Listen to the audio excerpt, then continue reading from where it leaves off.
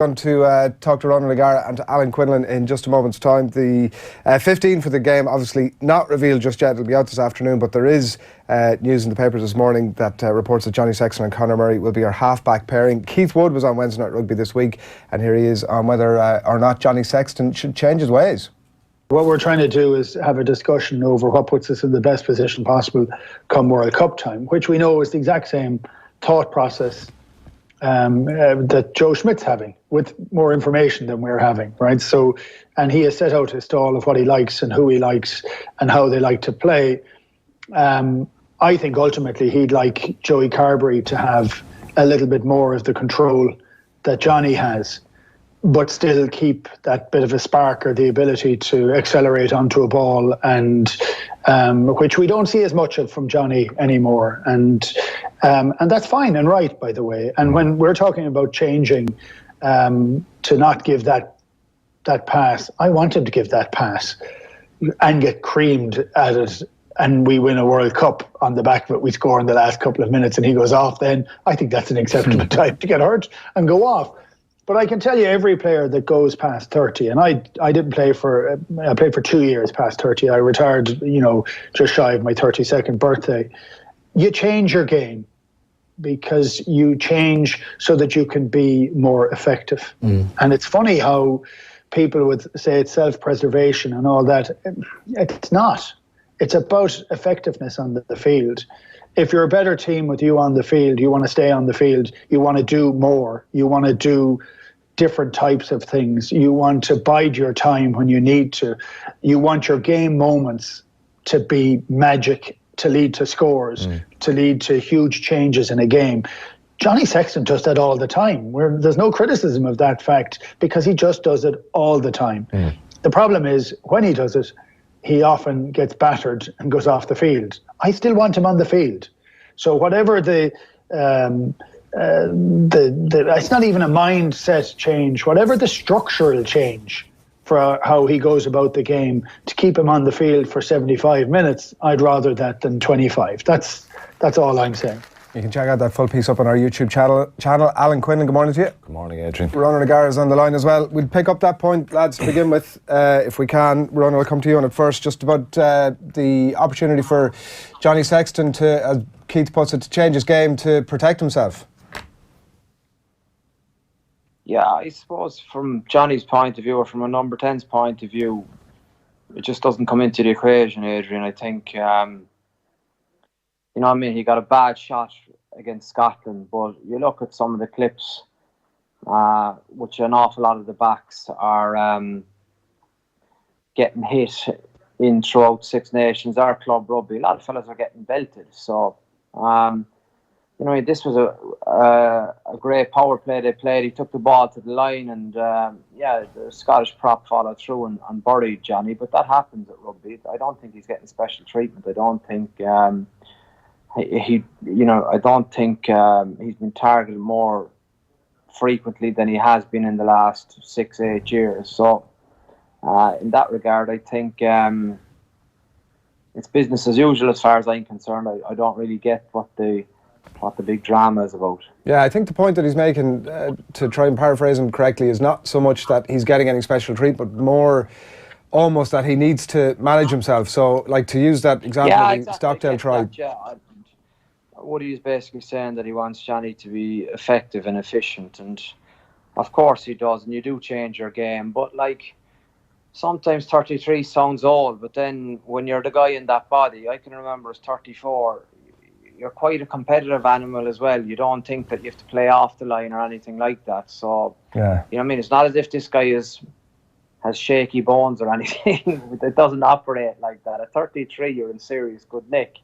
So, there is probably an argument on what we've seen in 2019 that maybe his speed is down, but the only place you can really prove that is in the gym and when you get speed tested. But like athletes, with the training and with the rehab and with the, I suppose, performance directors out there these days, fellas can easily improve to 35 years of age in strength and in speed.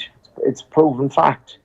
Yeah, and he can't be seen, Quinny, almost to be taking a step back. From his own point of view, he can't be seen to be thinking, I'm going to get rid of this ball a second earlier to protect myself. From his own... Yeah, but I think the older he's got, he's obviously his game has improved, and that's what he wants to do. He's a real competitive player, and he's a physical player, and he likes that, and he wants to challenge people and run with the ball himself. Some fly halves sit in the pocket a little bit more, and he wants to be involved and really challenging that line, and that's brought him incredible success in the teams he's played with, and the back line, the players outside him, because he's a real threat with the ball. But yeah, look, he says he's not going to change his game, and it's his choice, and it's the way he wants to play. And Woody's point is kind of relevant, that we'd all on the outside are just like to see him protected a little bit more, and probably not be so confrontational, but you can't take that out of the person, and that's part of what makes him who he is. Some Carberry injured, obviously, Ronan, or certainly is the word from some sort of an injury this week, and so he doesn't start, and it's Sexton and Murray. How important is it to that partnership? Say that again, sorry, Adrian. Carberry, it seems, is injured. That certainly the reports today that Carberry has picked up some sort of a knock in training, so whether he was going to start or not, it seems from the reports anyway, it was never really in question. But how important for you that Murray and Sexton start this weekend, a partnership that hasn't always hummed like we've seen it in the past? Yeah, that's interesting. I wasn't aware that Joey Carberry got injured. That's a pity now, because he's obviously putting heat on Johnny, and I think genuine heat on him, and that will make the team better, because the more fellas you have breathing down your neck, the better you play. I'm convinced of that. So, would you have started Carberry this weekend? Sorry to cut across. If he was fit. That's a good question. I was kind of humming and hawing in my head which way I'd go on that, but I think if I was in Irish camp and I was Johnny, I would be like a dog if I didn't start, because you haven't played much minutes this Six Nations campaign, and actually in 2019. So it doesn't matter what your name is, you still need to be putting performances in, and Johnny would be keen to find kind of his rhythm again, and I think it is a good opportunity in terms of the key ingredient at this level too is confidence, and no matter who you are, you can lose that at certain stages of your career. I'm not saying Johnny has lost it, for people that might be suggesting that, but what I am saying is that it is really important that I think Ireland are the aggressors on Sunday, and they actually take this game by the scruff of the neck, and they add the rhythms of the game, as opposed to Italy at home, and it could be a bit fraught for 60 minutes. I wouldn't think that would be the mindset of the Irish team this week. Yeah, and a lot written obviously about, the partnership, and about Murray specifically and the form that he's in. And what's your assessment of that entire thing? Do you read it like everybody else? Because the out of form thing is such a catch-all phrase that I'm sure for people on the inside it's not as clear cut as that. But what's your assessment of Murray and where he's at? Yeah, well, I think Conor isn't hopping off the ground for me for, I suppose, a long period of time. He was playing the best rugby any scrum half in the world was, and I genuinely felt that. You sometimes, world class is thrown around, but Conor Murray is world class. At the minute, his form probably isn't world class. He's off that, but I think what you probably don't, or you just give the guys that are like him the benefit of the doubt that they will find form. I don't think the solution with someone like Conor is having a look at what are the other options there to see. We know he's the best option there. That is without a shadow of a doubt. So what is missing? Is it his kind of skills are letting him down? Is it the structure of the team that's letting him down? Or basically, is his mindset? Does he need to get a little bit hungrier, or has he a niggling injury that's playing in his mind, or is there something that isn't quite right at the minute? Is his normal training routine exactly the same it is every week? Is he down on a weights or a skill session? Is that affecting his form, or is there absolutely nothing to it, and he just probably hasn't executed his skills as he'd liked as a number 9? His box kicking is probably, instead of a 9 out of 10, he's probably 6 to 7 out of 10 at the minute. But I think that happens. I think for the guys that are lucky enough to play over a sustained period of time, it's very, very rare. You don't have a dip in form, or you don't get a dose of the yips now and then in your career. Gordon Darcy was saying this week, Ronan, that in Michael Cheika's last season, they went after perfection quite a bit, that they'd been quite successful the season before that, and instead of just kind of resting on their laurels, they obviously tried to make another step up, and that quest of perfection can sometimes have pitfalls, that you're not really in a flow state anymore. Is there anything to that? Is there anything we can read into that with this Ireland team so far, or is it just a sense that there's a bit of rustiness in the halfback positions in particular? I don't know. It's a good question, but I think this team has been more successful than other Irish teams. So these are kind of the guys setting the pace now. So, stuff that Darce did with Leinster is probably incomparable to probably playing at the test level, when these guys have been on longer runs than that Leinster team were on. So I think it's very important you're comparing like with like, or making an accurate description of what has gone on. But I think, I can see the point about flow and rhythm and, paralysis by analysis and looking for perfection. We know that doesn't exist in rugby, but I think, especially the two halfbacks, I would think they're smart enough to realise the little tweaks they need to make in their own game for the quest for more consistent or more competent performances on an ongoing basis. With obviously some of the players that have been rested, Rory Best obviously is probably one of the main ones that needs a bit of a break, and according to the reports, it's Sean Cronin who comes in his place. I was astonished, I couldn't believe it, to read it again, that this is going to be his first after 68 caps, his first Six Nations start. I know, it's unbelievable, isn't it? It's incredible to think, he's been involved with the team for years now and hasn't got those opportunities, and a lot of times there's been people question that. Incredible, sometimes been such a good impact player off the bench, and for one reason or another hasn't got those opportunities with Ireland. But what's your take on why that is? Sometimes the line-out thrown hasn't been perfect, and there's been a lack of confidence maybe in the coaches in the national setup as opposed to Leinster. Rory Best has been very consistent and very good for a number of years now, so it's been hard to kind of knock him off that top perch. Yeah, sorry, Quinny, I come in. I think that's the key point, isn't it? I think, Adrian, for the balance of the squad, it's a really simple one. Like, Cronin is incredible impact from the bench. Bestie just doesn't get injured, and he's incredibly durable, and has a big engine as well on him, and he's probably leadership role has always been very impressive. So it is, it's very interesting, your statistic, his first start, if it is to be.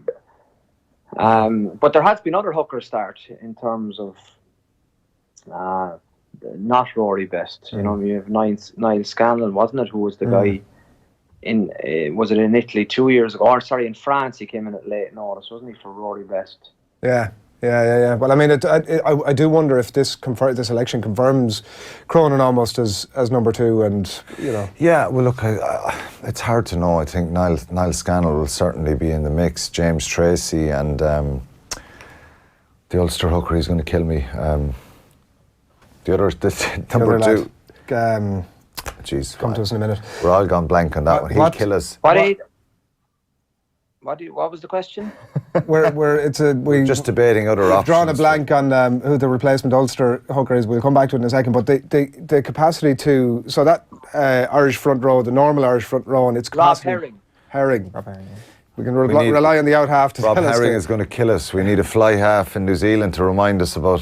He's a great player, and he did really well in Australia as well with Scannell. That Irish front row's capacity to churn out quick ball right from the scrum has been a feature. So, like, how impacted are we by those tweaks? Is because, like, you're sort of alluding to the fact that Cronin's strengths are not necessarily those technical. He's probably one of the best hookers in the loose, but his capacity to hook, I suppose. You see, he's suffered because he's been such an impact player and such a dynamic player around the field that sometimes, people have focused on maybe some of the weaknesses a little bit more and used them as a stick. But like you can see, his performances for Leinster have been phenomenal, scrummaging wise and line-out wise. So sometimes a little bit unfair. You get that tag of an impact player, and he's had that tag with Ireland. I think it's quite obvious, in fact, that, like, from a selector's point of view or a managing point of view, like, Rory Best is the captain. So, like, you know what I mean? It's very hard to, from a practical point of view, to bring him in to start ahead of your captain. Like, 'cause there aren't that many test matches every year. I understand the rotation and giving him a go, but, like, it's pretty simple when you look at it from that point of view, that Rory Best is the captain. So he starts. Just we're a bit screwed if he gets injured, right? Is the point that, like you talk about... No, I wouldn't think so. I think it's actually a position of strength. I think there is, you know what I mean, I think, contrary to what you might think, I think it's people that have been given an opportunity there, they've been good. So I think Scannell has been impressive in his all-round game. And as Quinny said, like, Sean Cronin for Leinster is a very, very impressive full package hooker.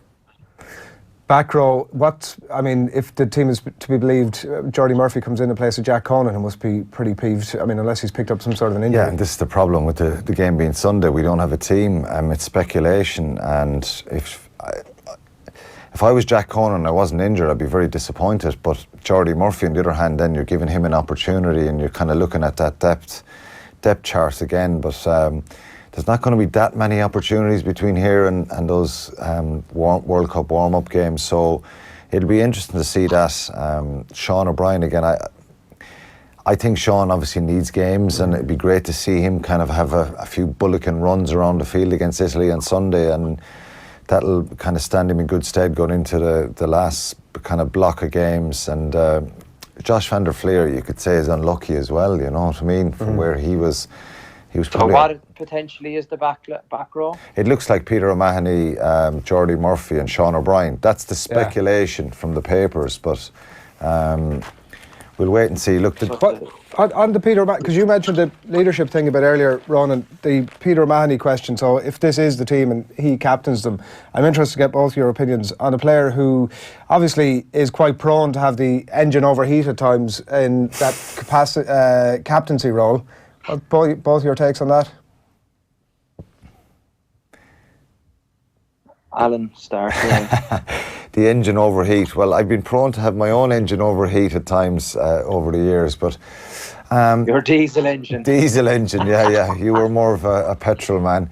But look, I tell you, he's... he plays right on the line, Peter, and he has that emotion, but I think he's learned to cope and adapt as the years have gone on. He's grown into that captaincy role at Munster and is a really important leader in the team. So...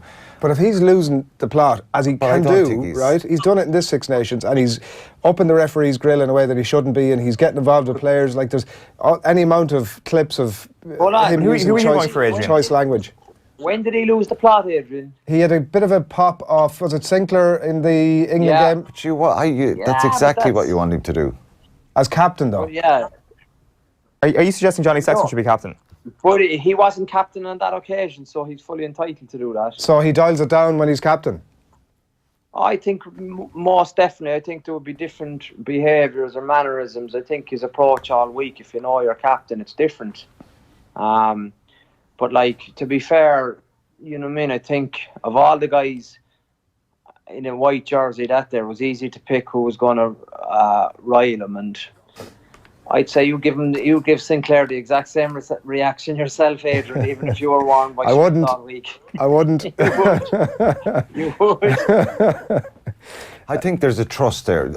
Joe trusts him and trusts him to lead the team if he needs to. He's been vice captain. Sexton himself have been vice captain for a while now under Rory Best and their leader. So as Rog said, it'll be a little bit calmer. Obviously, if you're named as captain and you're going to have a relationship that you're going to be speaking with the referee for 80 minutes, it's a little bit different. Sometimes it can have a kind of opposite effect if you're not captain and you're very confrontational, that you might get a bit frustrated, and then the referee can say, well, he shouldn't be talking to me because he's not captain. So Peter plays he has that emotion. And I think he's grown into it. There's always a case where, you know, he can be right in your face, but that's not a bad thing. I think against England, if there was any criticism of Rory, I wanted him to be stronger for that, you know, on a few occasions with Garces. And but look, it's a fine line. I think there's no issues with him being captain. I think he's done a great job for Munster over the years and for Ireland when he's got the job. We're all expecting that we get back to some sort, like, it's a perfect game in a lot of ways for Ireland. Pre-says out to get back to some of those changes notwithstanding, get back to the form that we spoke about, sort of the halfback partnership humming a bit earlier on, to get back humming this weekend. I'm trying to figure this out myself. What's a good result? Because my experience of Italy is you beat them really well. People say it's only Italy, and you struggle against them, and then there's a big reaction to it. And I'd be interested to know what you think of that, Rog. I come 5 o'clock on Sunday evening. What would you be pleased with if you were playing on the team coming out of the Stadio Olimpico on Sunday evening? What would be your ideal scenario, given that everyone thinks we're going to win, which you've got to be careful with. But the Ireland win. What's the perfect scenario leaving the stadium? I think, for me, what I'd like to see, obviously, would be a high tempo, really positive body language game. What do I mean by that? I mean kind of Ireland being the aggressors, taking the initiative and going after them. Like, so, you know, I mean, if Italy kick long or Italy kick go, you try and run them off their feet, essentially. Just play that game where we're retaining ball and you're actually... you know what I mean? I think obviously the game will be structured and there'll be a massive focus on the ruck, but can we play the ball out of the tackle a little bit more and essentially scoring tries by putting them through phases? You know, it's not so long ago that this game in the States, I was present at that game, and it was such a mismatch, and it was incredible when we saw, I suppose, the birth of Jordan Larmour. You were on the old freebie out there. I was trying to concentrate, but just stop.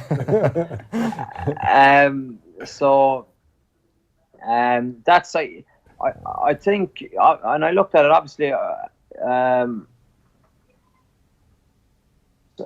Ireland lost to Italy in 2013,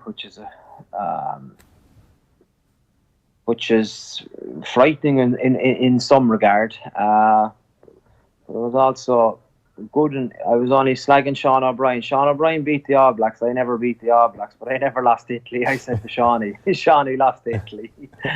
So in that regard, it's that's not so long ago. But I actually don't think Italy are a realistic threat of getting a result. So you're asking what's a good performance. I think a good performance is when kind of Ireland have emptied the tank and gone after them. I think we all are aware of what's coming in rounds 4 and 5, but like if there is probably a dull performance mentally this weekend, it will be hard to get momentum for the final. Why, if you kicked away the cobwebs this weekend, I reckon there could be very big excitement for rounds 4 and 5. I think the same, and I think for me, probably you're talking about the attacking scenario, Rog, which always gives a feel-good factor when you leave. But for me, it's not conceding sloppy tries. We conceded a couple of sloppy scores against them last year, and even though we beat them 56-19 in Dublin, you just got a sense that, you know, and Keith Earls had that great recovery where he saved another try. So I would love to see Ireland being really robust, aggressive, on the front foot. Not necessarily under 10 points. Yeah, not necessarily playing really loads of expansive rugby, but just being really aggressive and ruthless and not conceding sloppy scores. And then you can build to the last block against France and Wales. And we have Wales and England obviously on Saturday to look forward to as well, Saturday late afternoon. So to get your thoughts on this one, it's Eddie Jones saying that this is the greatest Welsh team of all time, and then I read Jonathan Davies saying that England are the best team on the planet at the minute. So how is this one going to play out? Because it's got such interesting consequences for ourselves, obviously. Yeah, I have a feeling that because of where England are coming from, they're full of confidence and belief now, and they're a very powerful physical side that they might maybe too strong for Wales. Wales are full of confidence. They're on a record-winning run of matches, and it's always tricky going to Cardiff. You know, they won't need any motivation to get up for this. You just sense for England, this is a game that they can really make a big statement, because if you're in a team that's gone to Dublin and gone to Cardiff and won in the first 3 rounds of the championship, well, you deserve to be talked about and you deserve to get a lot of recognition from that. We always say over the years, when Rog probably agree, the 2 big games were England and France away. That year was always going to be tricky to win a championship, because you're going to Paris and you're going to London.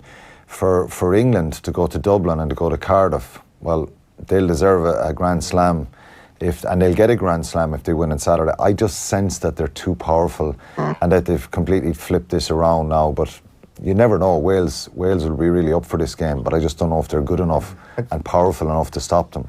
Conor O'Shea was obviously saying on the show this week that there was a huge overreaction from an Irish perspective, to what happened in Dublin a couple of weeks ago. Like, I wonder, by the same token, like the likes of Jonathan Davies saying that England are the best team on the planet, Ronan, is there an overreaction in that as well? Yeah, I don't know. It was an overreaction. I think if you were in the stadium that day in the Aviva to see what England did to Ireland, I think it shook a lot of us. So maybe if you were in the ground, you might get a different feeling from it. So I wouldn't necessarily agree with Conor in that regard. I thought England deserved immense credit for what was a complete performance for 80 minutes. If you can't kind of compliment that from a rugby point of view, I think you're missing, or else you're not seeing maybe the game as it should be seen, because they were unbelievably impressive for that 80 minutes, and then they backed it up obviously against France. An overreaction to it, no, I think there's hope in the fact that there isn't a test venue in the world like, I suppose, the Millennium Stadium when Wales play there. But also, Vunipola and Maka and Itoja out, that quality, you don't have like for like places. Rog, replacements. What do you think of Anscombe starting at 10? I know you work for the first Wales-France game, and they started with Anscombe and Thomas Williams, and Davies and Biggar came on and seemed to change the game. So Anscombe over Biggar, I think that's kind of divided opinion. I was looking at a lot of stuff online during the week. Would you start Anscombe against England or Biggar? Is it a mistake? I don't think it's a mistake. I think why they're playing Anscombe, I think it's got to do with strategy. I think they obviously, you've spent time under Warren. I think what their big philosophy is that they're the fittest rugby team in the world, so they put so much emphasis on that, and they're going to go. They won't kick the ball out. They won't give England line out, so the ball and play time will be huge, and they're going to back their fitness. And I think they look at Anscombe, in fairness to him, he's a lovely runner, and he's very at ease from obviously being raised in New Zealand with the ball in hand, and his running game is very good. So they're going to look to, I think, play with a lot of wit on Saturday. And it's been kind of, I suppose, for the last 12 months, he's been their man at 10, so they're showing faith in him. And I get that, but I suppose what I also get is the fact that Biggar is a serious competitor. And I think when he's has been put in the ball corner, he's always have a positive reaction. So probably got it out of them. And the Italian game was a poor game, but Biggar definitely added something, and he was better that day. And in France, he was impressive as well. So the reality of rugby nowadays, Quinny, is that you're probably going to have a guy playing probably 50-55 minutes max, and you're looking for massive impact then from Biggar. I don't know enough about it. He got injured for Northampton. Is that was he able to train the the early part of this week?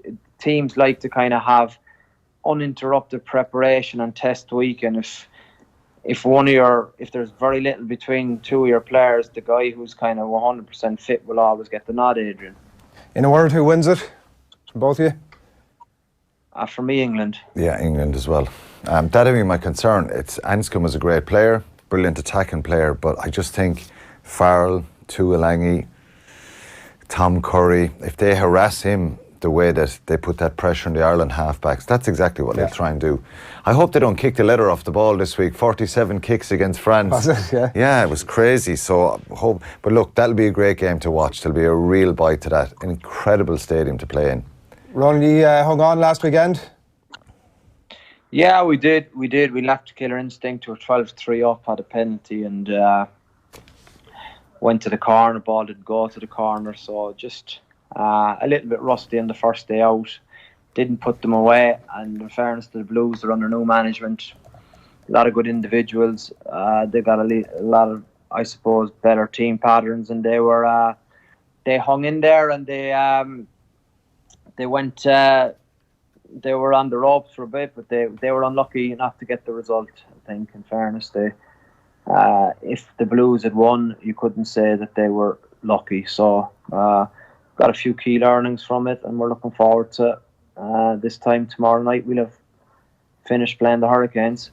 Is it the biggest rivalry? The New Zealand hurl suggests so. The biggest rivalry in New Zealand. The biggest rivalry for two Munster players in New Zealand, because he'll be going up against Jason Holland, won't you? Dutchie. Yeah, he's playing mind games with me already. He wouldn't come over. My mum and dad are here. He wouldn't come over and have dinner with us tonight. So he said he'll see me for breakfast. So we'll see. He's keeping the head down. Great guy, great brain about the game, and it's brilliant. This week we played the Hurricanes, which obviously Jason Holland, and then next week we go play the Reds, where Tony McGahan is. So small world. You were also meeting up with another old friend during the week as well. Some nice shots of yourself and Dan Carter doing the rounds. Even you were impressed with Dan, Adrian. You were. He's a handsome man, Ronan. What can I say? You know. He had a nice suit, didn't he? Looking sharp. Yeah, he sure was. He's gone back. He's coming back to French rugby. Did you manage to get a few corporate gigs in during the week? Sorry, someone's after bombarding the studio, Adrian. Is there? Yeah. We've a thug arrived in. Here, listen, we'll wrap it up on that. We'll chat to you again soon. Thanks a million, Ron. Cheers. Good luck tomorrow. Thanks a lot. Cheers, Rog. Ron O'Gara on the line there from Christchurch ahead of the weekend of rugby, and an interesting weekend as well.